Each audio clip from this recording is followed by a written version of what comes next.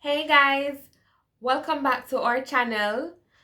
As you can see, today I'm on my own, and the reason for that is I'm launching this series that I'm calling Mommy Diaries. Now, the reason for this series is just to basically share my journey and my experience on motherhood, becoming a new mommy, and just to get different opinions, different stories from mothers and new mommies alike on their experiences and your journey. So just go ahead and give your feedback on this video. Place your comments in the comment section below. Like the video, share the video, and if you haven't already done so, please do go ahead and subscribe to the channel and hit the notification bell so you're made aware whenever new videos are posted. So I'm going to just give an insight on how things work here for new mothers once you've been discharged from the hospital. What they usually do is 24 hours after you've been discharged, you have a health visit at home with a midwife, a community midwife.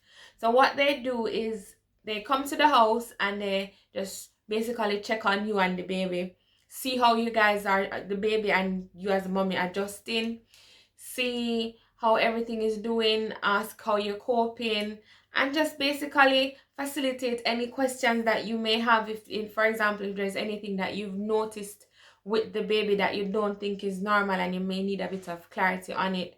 So they're there basically to guide you on that first stage of coming out of the hospital and basically flying solo as a new mother.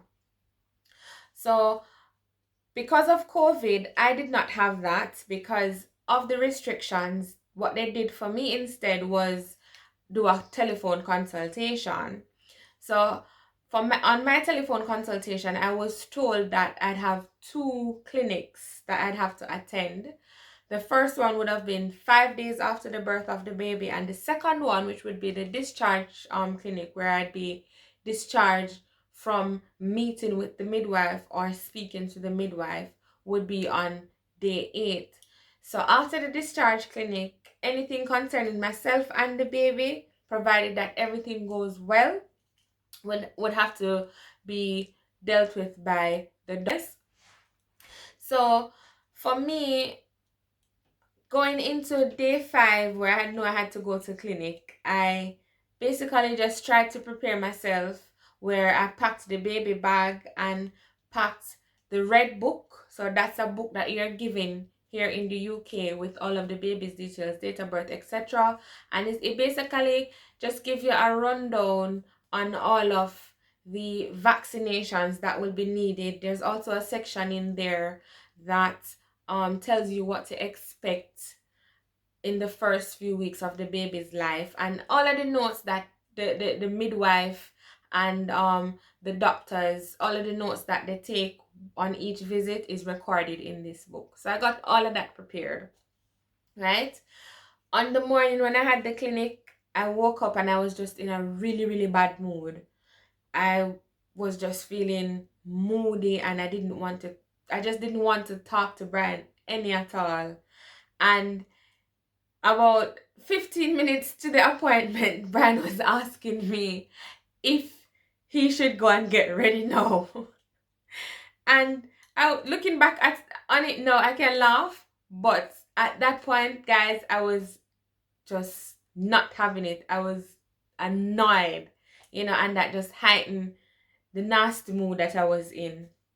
Anyway, we ran a bit late for the appointment, but we got there. And I remember the midwife asking me, after checking the baby and everything, she asked me how I was feeling. So I said to her that I'm doing good, but I'm just not in the best of mood today. And she said to me that it's fine. It is absolutely fine to be up and down. You'll find that some days you'll be up and some days you'll be down. It is quite normal. After we left the clinic, I just kept snapping at Brian. Any question that he asked, I was snapping. Anything that he said, I was just kept snapping and snapping, and the mood just got worse and worse. So when we got home now, he spent a bit of time with us, and then he had to go to work, so he left us. And I remember feeling like I couldn't wait for him to go. I was like, just go, just go. I can't wait for you to go. Obviously, I didn't say it, but that's how I felt. And just as he was leaving, as he went through the door, I suddenly realized that there was this lump in my throat. The lump was there all this time, but I didn't realize or recognize that it was there until that point. As he went through the door, I remember tears started flowing, and I just started crying, and I couldn't understand or pinpoint why I was crying. And I remember at one point I asked myself, why are you crying while I was crying? You know? But I just let go, and I cried and I cried and I cried, and just the tears got heavier, and I just let loose and I bawled. After about 15 minutes, of just crying and crying, I remember just feeling lighter and relieved after I finished crying. And everything that I was kind of juggling in my head of how I'm going to balance things and everything, is like I just got a new perspective. Everything for me is like I was thinking clearer, I felt light, and I just felt good. So a few days after this now, I was speaking to my sister-in-law, and she was checking in to see how things were going with me and the baby and stuff. And we were just chit-chatting. And I remember she asked me, she said, have you had that day yet when you just felt like crying? You don't know what you're crying for or why you're crying, but you're just crying. It's like you're asking yourself, how did your life get to this? And I said to her, I said, you know what? I think that day for me was Wednesday. That day for me was last Wednesday.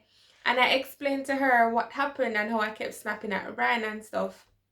And she said to me that, you know what, it's quite normal. And based on that, I decided that, you know what, I'm going to do my own reading. I'm going to basically edify myself and get more information on this, because now the midwife said it's normal and now Sim saying the same thing.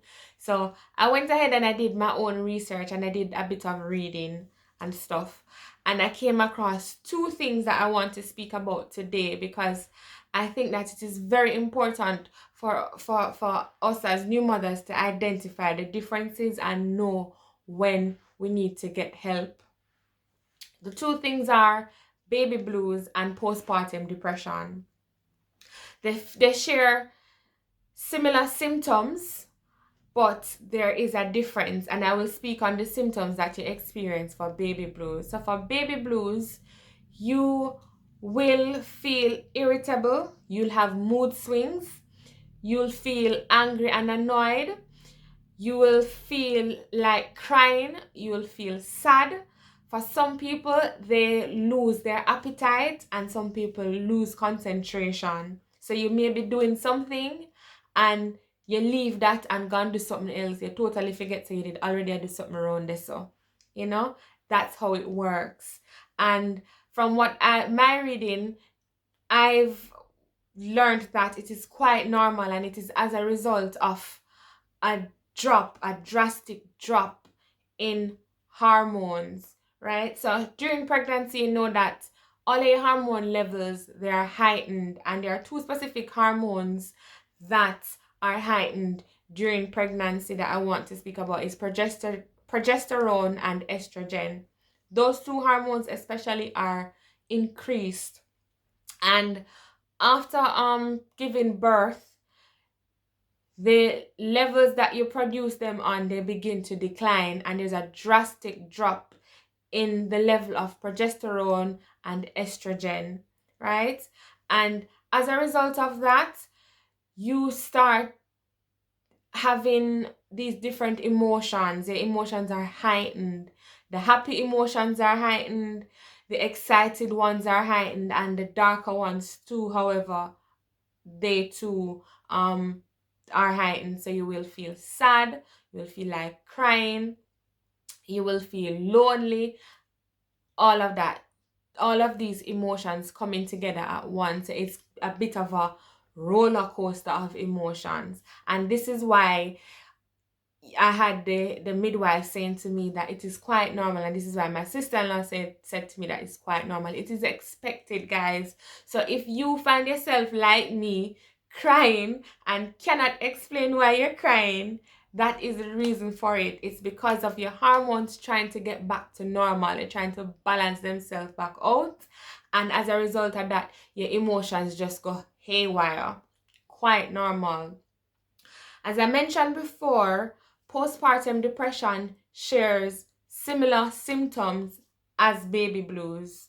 Now, for postpartum depression, how you can identify that something is definitely wrong, baby blues as opposed to postpartum depression, the symptoms for these last for a few days to a week, up to 2 weeks max. If you find that these same symptoms that I was speaking about, they become excessive, where you're crying excessively, you're moody to the point where you're becoming depressed, you have extreme irritability and anger, you're suffering from insomnia, or you're sleeping too much, and you lose your appetite, you start losing interest in things that you usually find pleasurable, and you kind of find yourself withdrawing from friends and family. These are indicators that you are suffering from postpartum depression. Now, two of the major indicators that I think are when you're starting to feel as if you want to self-harm, and you start harboring thoughts of suicide, and you're also thinking about harming the baby as well. That's a major indicator to say that no, this is not normal, something is wrong. Another one is being unwilling to bond with the baby. Bonding is a natural process for new mothers. You find that you don't want to do skin to skin, which also encourages bonding between mother and baby. If you find that you don't want to do that, guys, something is wrong. Because I know, and I can remember in the first few hours of giving birth, I was so excited and I just wanted to have the baby in my hand. And even when I put her down, I didn't sleep. I did not wink. I did not sleep. I remember just sitting in the bed in the hospital and looking at her. I couldn't stop staring at her in the cot sleeping. And even when I tried to lay down to say, all right, I'm going to get a few minutes of sleep, I didn't sleep. Not a wink of sleep when I get. I was too excited, and I was in awe of this beautiful little girl that was laying there. So if you find that you're not feeling these emotions, you need to speak to somebody, because it means that you may have early onset of postpartum depression. So remember to look out for those things. Baby blues, you may feel all of those emotions, but postpartum depression, these emotions are heightened. And two of the key things I'll emphasize that you need to look out for is harboring thoughts of suicide and wanting to hurt the baby, and not wanting to bond with the baby. And you find that every day you get up, you're just sad, and just a ball. That's when you need to say, hey, I need help. Now, in our Jamaican culture, mental illnesses, postpartum depression being one of them, is not something that is readily spoken about. You find that a lot of mothers, they tend to not want to speak up. They tend to not want to say that they are suffering from this, mainly because some people see it as a sign of weakness, and some mothers are embarrassed and are ashamed to share this, to say to you that this is what I'm experiencing. Now, we know in a Fiwi culture, everybody, tend to have this strong, rough exterior, like we can take on the world, we can handle the world. The famous phrase in Jamaica is Jamaica no problem. And because of that, a lot of people tend to not open up and be honest about their true feelings and what they are going through. And I'm just saying that, guys, do not take anything on your own, and don't sit there and suffer in silence. If you identify any of these, whether it is within yourself or within a friend, a sibling, anybody that is close to you, realize that they may be suffering from postpartum depression, please, please, please, just speak to someone, speak to a health professional, speak to a doctor, a nurse, anybody, somebody that you think have the authority to go and speak with that person, or can find the right resources to point them in the right direction to get the proper help. Right? It is very important. So I'll encourage you that even though it is okay for you to cry and let things out, you have to realize when the crying is becoming too much, or when it is not normal, when the emotions you're experiencing are not normal. Get somebody involved, reach out to somebody and just ask for help. A lot of us don't like to ask for help, but it is good to just speak to someone. And if you realize that someone that you're close to is becoming withdrawn after giving birth, or it's not even just after giving birth, because people who are not even mothers every day, they have different situations that they go through that lead them to becoming depressed, but that's a whole other different topic that I don't want to get into now.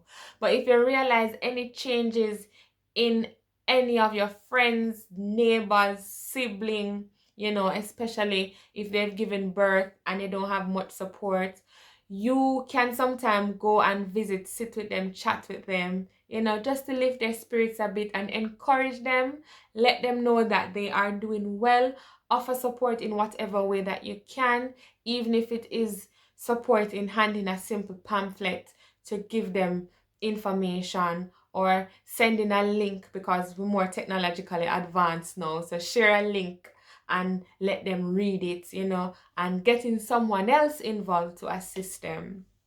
Please do not suffer in silence.